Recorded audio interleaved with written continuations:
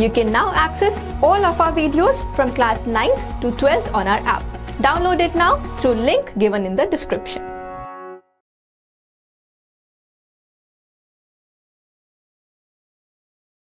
Hello everyone. Plant का एक बहुत ही इंपॉर्टेंट पार्ट होता है फ्लावर, क्योंकि एंजियोस्पर्म्स में फ्लावर ही वो पार्ट है जो रिप्रोडक्शन में हेल्प करता है। लेकिन फ्लावर्स में भी आपने ऑब्जर्व किया होगा कि बहुत ही अलग अलग तरीके के हो सकते हैं, उनके अलग अलग टाइप एंड शेप के पेटल्स होते हैं एक्सेट्रा। लेकिन ये तो वो पार्ट्स हैं जो हम लोगों को दिखते हैं। बहुत से फ्लावर के पार्ट्स होते हैं जो हम लोगों को नहीं दिखते हैं या फिर इतने माइन्यूट होते हैं कि हम ऑब्जर्व भी नहीं कर पाते हैं, but still they play a very important role in the formation of a flower.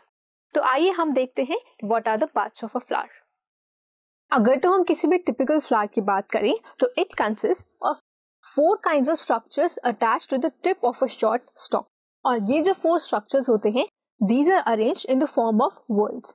तो ये जो 4 whorls होते हैं, starting from outermost and moving inwards are, सबसे पहले calyx, this is the whorl of sepals at the base। उसके बाद आता है corolla, which is the whorl of petals above the calyx। और ये जो दोनों होते हैं, इनको हम बुलाते हैं accessory organs of the flower। उसके बाद एंड्रीशियम आता है, which consists of whorls of stamen। और stamen जैसे कि आप लोगों को पता होगा further consists of anther and filament। इसके बाद gynoecium, which consists of whorls of female parts of the flower। and female parts of the flower कौन से होते हैं? Stigma, style and ovary. अगर तो कोई भी ऐसा फ्लावर होता है जिसमें both male and female reproductive parts होते हैं तो उसको हम बाइसेक्सुअल बुलाते हैं। लेकिन अगर किसी पार्ट में सिर्फ मेल या फिर सिर्फ फीमेल पार्ट्स हो तो उसको हम यूनिसेक्सुअल बुलाते हैं। इसके बाद फ्लावर्स को हम कैटेगराइज किस तरीके से करते हैं? We can do so on the basis of symmetry और number of appendages that they have. अगर तो सिमेट्री की बात करें तो वो भी हो सकते हैं रेडियल, बायलेटरल या फिर एसिमेट्रिक। प्लीज नोट कि हमने ये तीनों ही टर्म्स एनिमल किंगडम में डिटेल में पढ़ी थी। अगर तो किसी फ्लावर में रेडियल सिमेट्री होती है तो उसको एक्टिनोमॉर्फिक बुलाते हैं। For example as you can observe in a mustard flower. उसके बाद अगर तो किसी में बायलेटरल सिमेट्री होती है तो उसको जाइगोमॉर्फिक बुलाते हैं, as can be seen in a gulmohar flower. और अगर तो किसी में सिमेट्री नहीं होती है तो उसको एसिमेट्रिक या फिर इरेगुलर भी बुलाते हैं। इसके बाद अगर तो हम बात करें नंबर ऑफ अपेंडेजेस की, then again flowers can be categorize into 3 different classes. सबसे पहले ट्राइमेरस, जैसा कि नाम से ही पता चलता है 3। तो trimerous means when the floral appendages are in multiple of 3। Tetramerous, tetra से पता चलता है when they are in multiple of 4।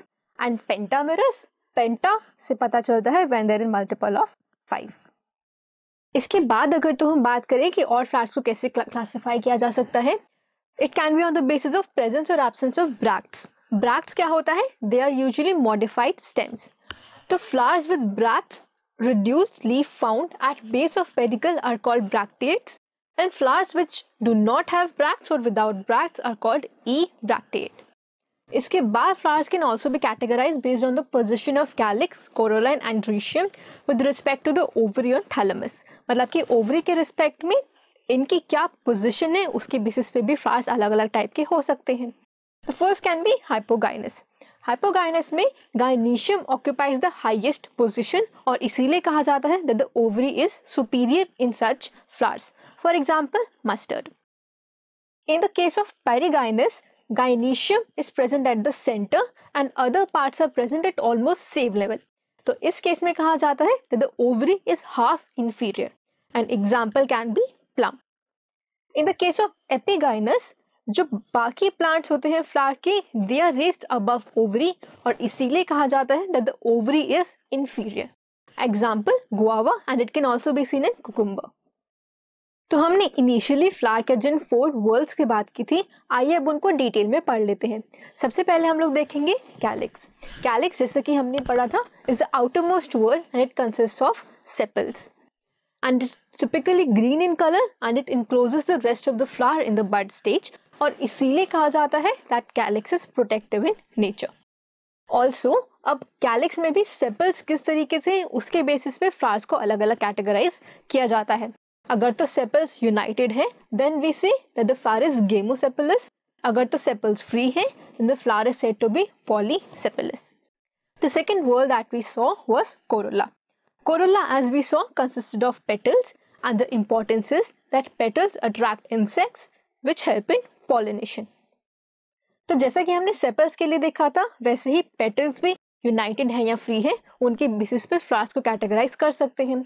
If the petals are united, the flower is said to be gamopetalous. If the petals are free, it is said to be polypetalous. इसके अलावा अगर तो हम देखें which are the shapes in which corolla can be present, then it can be tubular, bell-shaped, funnel-shaped और wheel-shaped. तो आगे बढ़ने से पहले हम सेपल्स और पेटल्स से रिलेटेड एक इम्पॉर्टेंट प्रॉपर्टी के बारे में पढ़ लेते हैं, which is called estivation. And estivation refers to the arrangement of sepals or petals with respect to one another in a flower. तो अब estivation या फिर arrangement of sepals और petals भी अलग अलग तरीकों के हो सकते हैं. मतलब सेपल्स या फिर पेटल्स अलग अलग तरीके से अरेंज हो सकते हैं. उसके बेसिस पे हम फ्लावर्स को किस तरीके से कैटेगराइज करते हैं. सबसे पहले वाल्वेट. वाल्वेट हम तब बोलते हैं जब सेपल्स और petals just touch one another in a flower. Twisted happens when one margin of an appendage overlaps the next one and so on. Imbricate तब बोला जाता है when the margins of sepals or petals overlap but not in any particular direction. Vexillary बोला जाता है when a largest petal overlaps two lateral petals which in turn overlap smallest anterior petals. This is best understood with the help of a diagram जो कि अभी आप लोग अपनी screen पर देख सकते हैं.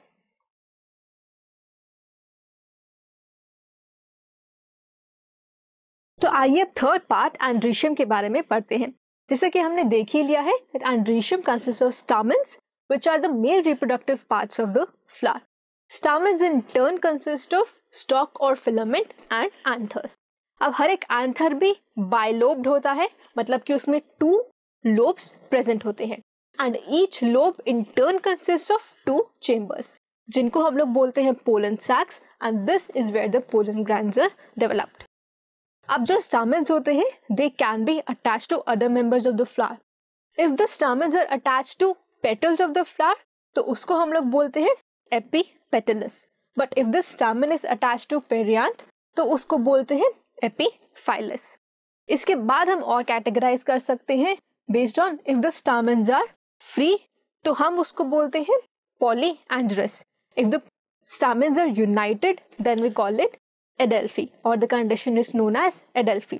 अब united में भी if it's united in one bundle we call it or one bunch we call it monoadelphous. Mono means one. If in 2 bundles we call it diadelphous 2 and if more than 2 bundles we call it polyadelphous. तो आइए अब fourth और last part गायनीशियम के बारे में पढ़ते हैं. जैसे कि हमने देखा gynoecium can consist of 1 or more carpels which are the female reproductive parts of the flower and carpel in turn consists of stigma, style and ovary. अब ये तीनों क्या होते हैं? सबसे पहले ओवरी देखें तो ovary is the enlarged basal part which lies on an elongated tube और इस elongated tube को हम लोग style बोलते हैं. So basically this style connects ovary to the stigma and stigma are the receptive surface for pollen grains. अब now इसके basis पे भी हम लोग फ्लावर को अलग अलग तरीके से कैटेगराइज कर सकते हैं. If the ovary bears 1 or more ovules attached to placenta. Now if more than 1 carpels are present in a flower then they may be free and we call it apocarpus like in lotus. However if a flower has fused carpels then we call it syncarpus as in tomato. अब इसके बाद एक बहुत ही important चीज जो आपको याद रखनी चाहिए वो ये that after fertilization ovule turns into the seed and ovary turns into the fruit. Flower anatomy एक बहुत ही important concept है आपके school exams as well as NEET के लिए. So please pay close attention to it. हम लोग हर week हमारे channel पे new videos रिलीज करते हैं regarding biology and specifically for NEET. So subscribe to our channel and stay tuned. Avanti is launching new video series. Tune in every Monday for JEE problem solving and every Saturday for a class 10 video. We will also be releasing exciting science videos. So subscribe now so that you never miss an update from us.